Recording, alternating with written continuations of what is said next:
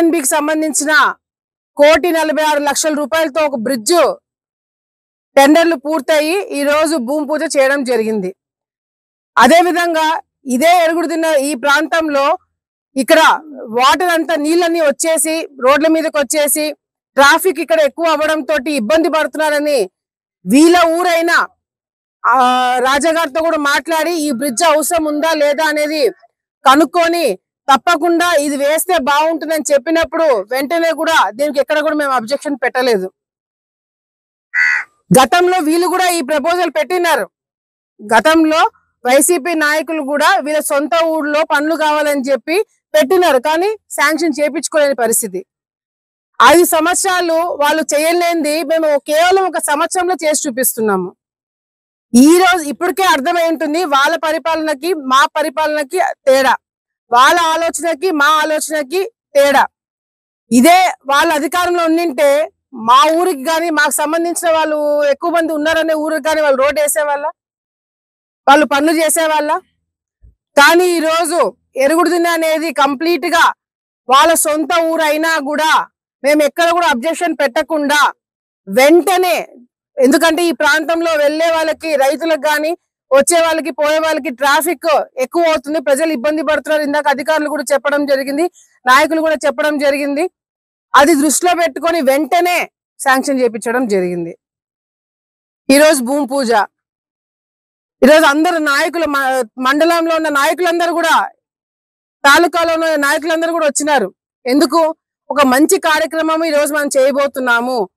మనం అధికారంలోకి వచ్చాం కాబట్టి ఈ ఊర్లో వాళ్ళకి పనులు చేయకూడదనే దానికి ఆలోచనకి ఫుల్ స్టాప్ పెట్టి ఒక కొత్త ఆలోచనకి ఈ రోజు మనము స్వీకారం చుట్టినందుకు కార్యకర్తలందరూ కూడా ఈరోజు అప్రిషియేట్ చేసే కార్యక్రమం చూస్తున్నాం. సో దయచేసి ఇప్పటికైనా వైసీపీ నాయకులు మేం చేసే మంచి పనులకి మీరు దగ్గరకు వచ్చి మీరు శభాషణ అనకపోయినా మీరు ఇళ్లలో కూర్చోండి. ఎందుకంటే ఏ కార్యక్రమం చేసినా కూడా మీరు అడ్డుపడ్డంతో ప్రజలే రేపొద్దున మీకు బుద్ధి చెప్తారు. ఈ రోజు వైసీపీ నాయకులు ఇంటింటికి తిరుగుతారంట. దేనికి? వాళ్ళు రేపొద్దున వస్తే ఏం చేస్తారో చెప్పట్లేదు. చంద్రబాబు నాయుడు గారిని తిట్టడము, చంద్రబాబు నాయుడు గారు ఏదో అన్యాయం చేశారని చెప్పి ఈ రోజు సీఎం గారి మీద బురద జల్లడానికి తిరుగుతున్నారు. నేను అడుగుతున్నాను, ఈ రోజు పెన్షన్లు చెప్పిన మాట ప్రకారం మేము పెంచినామా లేదా? పెన్షన్లు టైంకి అందజేస్తున్నామా లేదా? అధికారులకి టైంకి జీతాలు పడుతున్నాయా లేదా? చెప్పిన మాట ప్రకారము మరి ఏదైతే తల్లికి వందనమో ఎంతమంది పిల్లలు ఉంటే అంతమందికి ఇస్తామని చెప్పినాము, అవి ఇస్తున్నామా లేదా? గ్యాస్ కనెక్షన్స్ ఇస్తామని చెప్పినాము, అవి వస్తున్నాయా లేదా? ఆగస్టు 15 నుంచి ఉచిత బస్ ప్రయాణం అన్నాం, అది రేపొద్దున రాబోతుంది. ఇవన్నీ చేసుకుంటూ సంవత్సరం కాలంలో మేము అన్ని చేసుకుంటూ వస్తుంటే ఏది కంటికి కనిపించినట్టుగా లేదు. మాకు జగన్మోహన్ రెడ్డి చెప్పినాడు చంద్రబాబు నాయుడు తిట్టాలని చెప్పి అదే కార్యక్రమం పెట్టుకొని తిరుగుతున్నారు. ఈ రోజు బాగానే తిరుగుతున్నారు. ఎవరైనా రేపు పొద్దున మిమ్మల్ని మీరు ఎమ్మెల్యేలుగా గతంలో ఉన్నప్పుడే మిమ్మల్ని చొక్కా పట్టుకొని ప్రశ్నించారు ప్రజలు. మీరు ఈ రోజు ప్రతిపక్షంలోకి వచ్చి మేము పనులు చేస్తుంటే మీరు అడ్డుకుంటుంటే మరి ప్రజలు ఊరుకుంటారా అని చెప్పి సందర్భంగా మేము అడుగుతున్నాం వైసీపీ నాయకులకి. తిరిగి డిస్టర్బెన్స్ క్రియేట్ చేస్తున్నారని చెప్పి ఎవరైనా బయటకు వచ్చి మాట్లాడితే మీకు ఉన్న పరువు కూడా పోతుంది కదా, మీకున్న మర్యాద కూడా పోతుంది కదా. అసలు సంవత్సరం కాలంలో తెలుగుదేశం పార్టీ ఎన్డీఏ గవర్నమెంట్ పనులు చేశారా లేదనేది కూడా మీరు ఒకసారి ఆలోచించుకోవాలా. ఈ రోజు జగన్మోహన్ రెడ్డి గారు చంద్రబాబు నాయుడు గారి మీద పెట్టే దృష్టి వాళ్ళకి ఎట్లా బెయిల్ తెచ్చుకోవాలా, వైసీపీ నాయకులు జైల్లో పడకుండా ఎట్లా చూసుకోవాలని దాని మీద దృష్టి పెడితే బాగుంటుంది సాక్షి కూడా. ఎందుకంటే ఎంతసేపు డైవర్షన్ పాలిటిక్స్, అక్కడ లిక్కర్ స్కామ్ కింద ఒక్కొక్కరు అరెస్ట్ అవుతున్నారు, అది కప్పిపుచ్చడానికి లోకల్ గా ఉన్న ఎమ్మెల్యేల తెలుగుదేశం పార్టీ వాళ్ళ మీద బురద జల్లడానికి సాక్షి కంకణం కట్టుకుంది. ఈ రోజు సాక్షి ఎందుకు రాలేకపోతుంది? ఎందుకు వీళ్ళందరూ జైలుకి పోతున్నారు? ఒక్కొక్కరిని ఆధారాలతో సహా. మిథున్ రెడ్డి గారిని ఏమి ఆధారాలు లేకుండా రాత్రికి రాత్రి ఆయన ఈడ్చుకొని పోయి ఏమి అరెస్ట్ చేయలేదు కదా. హైకోర్టుకు పోయినాడు, బెయిల్ ఇవ్వలేదు. సుప్రీంకోర్టుకు పోయినాడు, బెయిల్ ఇవ్వలేదు. ఆయన కొద్ది ఆయనే వచ్చి సరెండర్ అయినారు. ఎవరు బలవంతంగా ఆయన లాక్కొని పోయి అరెస్ట్ చేసింది కూడా లేదు. మరి ఆ పరిపాలనకి ఈ పరిపాలనకి ఎంత తేడా ఉండేది అనేది కూడా ఒకసారి ప్రజలందరూ కూడా ఆలోచించుకోవాలా. ఎందుకంటే ఈ రోజు సింగపూర్ కి పోయినారు. లోకేష్ అన్న చంద్రబాబు నాయుడు గారు ఎంతమందితో మాట్లాడినారండి? ఎంతమంది ఆయన కలవడానికి తెలుగు వాళ్ళు ఎంతమంది వచ్చినారు?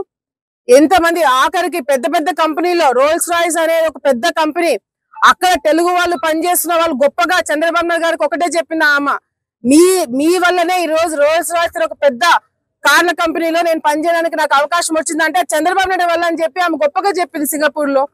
అటువంటి వాళ్ళు ఎంతో మంది ఆయన కలవడానికి సింగపూర్ కి పోయినారు.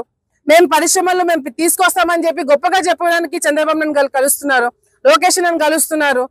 మరి ఈ రోజు ఒక పక్కన రాష్ట్రం పరుగులు పెట్టించాలని మేము చూస్తుంటే రాష్ట్రాన్ని ఎప్పుడు వెనక్కి లాగాలా, ఎట్లా వీళ్ళ మీద బురద జల్లాలా, ఎట్లా వీళ్ళని కంట్రోల్ చేయాలా, తప్పుడు ప్రచారం ఎట్లా చేయాలని చెప్పి వైసీపీ నాయకులు కంకణం కట్టుకున్నారు. కానీ మీరు ఎంత మమ్మల్ని డైవర్ట్ చేయాలని చెప్పి చూసినా, మా మీద ఎంత బురద జల్లాలని చెప్పి చూసినా, మీరు ఏమి చేసినా కూడా మేము ఇచ్చిన మాట ప్రకారము ప్రజలకి అందుబాటులో ఉండి వాళ్ళకి చెప్పిన మాట ప్రకారము అన్ని పనులు చేసుకుంటూ ముందుకెళ్తాము.